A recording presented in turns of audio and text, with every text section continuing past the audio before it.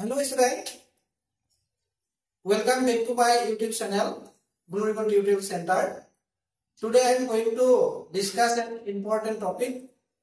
the literary device and unknown chapter. ছাত্রছাত্রী সকল মই এখানে unknown chapter আপনি কইছো যে এই আমাৰ chapter টো তোমালোকৰ আমাৰ কোৰ্সৰ ভিতৰত বা সিলেবাসৰ ভিতৰত নাই কিন্তু পৰীক্ষা আছে সেইকাৰণে মই একটা 90 ষ্টুডেন্টে কি হলো যে 2025 জি এসএসএলসি এক্সামিনেশন 90 স্টুডেন্ট বা এটো মিস্টেক হৈ গল গতিকে আজি আমি এই কথাটো আলোচনা কৰিবলৈ আগবাঢ়িছো গতিকে তোমালোকে সবা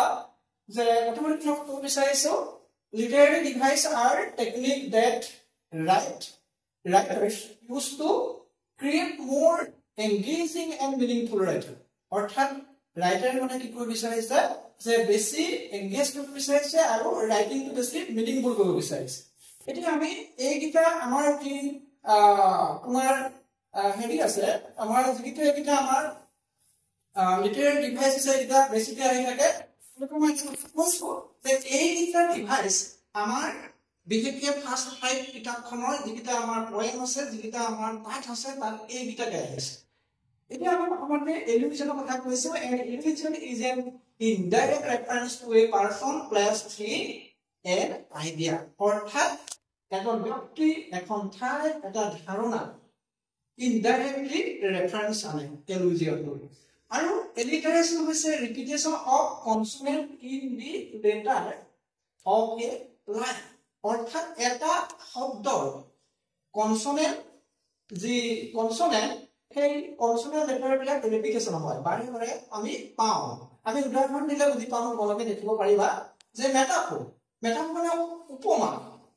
and indirect comparisons between different things বিভিন্ন বস্তুৰ মাজত indirectly পৰোক্ষভাৱে কম্পাৰিজন কৰা হয় এটা হৈছে এনাফৰা the repetition of word or phrase at the beginning of successive clause অৰ্থাৎ বিভিন্ন শাৰীবিলাকৰ আৰম্ভণিত একেটা শব্দই আৰম্ভ হয় অক্সিমৰন two word with opposite meaning অৰ্থাৎ দুটা শব্দ থাকিব সেই দুটা শব্দৰ মিনিং কিন্তু অপোজিট হ'ব personification human character and emotion of a thing or animal এজন ব্যক্তি বা এটা বস্তুৰ যি চৰিত্ৰ সেই তাত মানে তোমাৰ মানৱীয় চৰিত্ৰ থাকে এতিয়া assonance many vowel sound word in a line অৰ্থাৎ এটা লাইনত ভালেখিনি ভাৱেল সাউন্ড শব্দ আমি পাম এতিয়া consonants many consonant sound word in a line অৰ্থাৎ এটা লাইনত বহুখিনি আমি কনসোনেন্ট সাউন্ড word পাম similarly হাদিছ compare the other thing with word such as line অৰ্থাৎ তোমাৰ এই মেটাফৰ আৰু সিমিলিৰ মাজত তোমাৰ মানে কনফিউজ হ'ব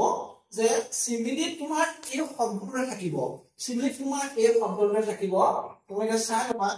এই সিমিলি এই শব্দৰে থাকিব এইটা শব্দ থাকিব মেটাফৰ কিন্তু এই শব্দটা নাথাকে এতিয়া তোমাৰ ৰিপিটেশন of word or phrase such as word long তেনেকুৱা ধৰণৰ শব্দ দিলে বিভিন্ন ধৰণৰ ৰিপিটেশন আমি ইয়াতে পাবলৈ পাম বা আমি এটা সেন্টেন্স পাম শেষৰটো হৈছে তোমাৰ আইৰনি হৈছে a situation where there is a conflict between reality and expectation অৰ্থাৎ আশা কৰা যিটো কথা তাৰ লগত ৰিয়েলিটিটো অকমান বেলেগ হয় আমি এই লেটাৰটো বলত যি ধৰে তোমাৰ লিংকছৰ লৈ উষ্মাস্তৰ আৰু তেওঁ ভাগৰ কৰ্মচাৰী বিলাকে পইচা দিছিলে কিন্তু তেওঁ ভাবিলে বিপৰীত কথা গতিকে সেইটোৱে হৈছে আইৰন